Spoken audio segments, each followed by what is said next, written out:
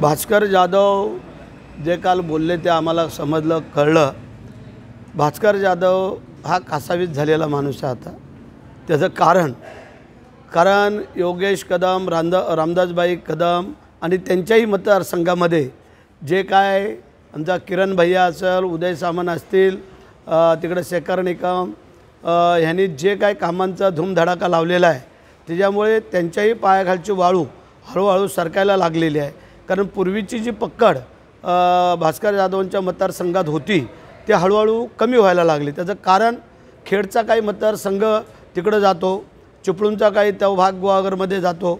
तर अशा प्रकारे ह्या तिन्ही पक्षाच्या आपल्या लोकांनी युतीच्या त्यांना घेरण्याचा प्रयत्न चालू केलेला आहे आणि त्याच्यामुळे हा कासावीस झालेला मनुष्य आहे। पण हरकत नाही आहे, आम्हाला त्यावरही काय बोलायचं नाही आहे, परंतु त्यांनी जे काय सांगितलं शब्द वापरलेले आहेत ते आम्ही ऐकलेले आहेत। परंतु आमची जनता, माझे मतदारसंघ, माझे मतदार बांधव हे अत्यंत सुज्ञ आहेत। हे अशा आव आणून बोलणाऱ्याच्या भूलथापांना बळी पडत नाही आहेत। हे गेले 3 टर्म ह्या लोकांनी पाहिलं, अनुभवलं आणि करूनही दाखवलं।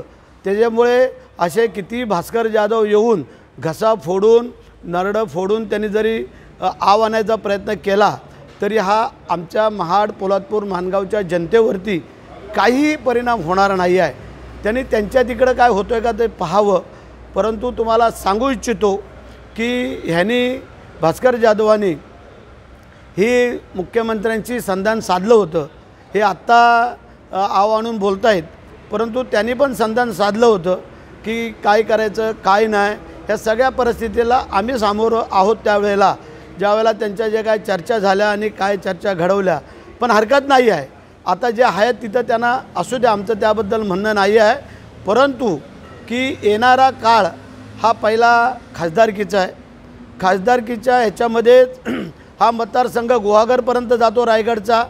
त्यामुळे दूध का दूध पाणी का पाणी कळून जाईल की बाबा कुठल्या कुठल्या मतदारसंघामध्ये जे आपले खासदारकीचे उमेदवार उभे राहतील त्याला जास्त मतं पडतायत। मग गुहागरला पडतायत, दापोलीच्या मतदारसंघात पडतायत, महाडच्या पडतायत, अलिबागच्या पडतायत, पेनच्या पडतायत का श्रीवर्धनच्या पडतायत।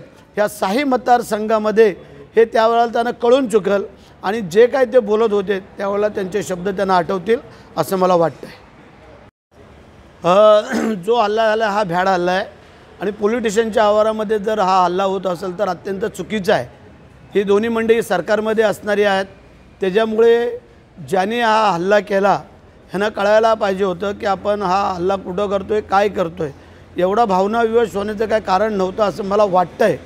परंतु जे चुकीचं आहे ते चुकीचं आहे आणि मग त्याचा आता विचारविनिमय आमच्या तिन्ही पक्षाचे नेते करतील असं मला वाटतं आहे।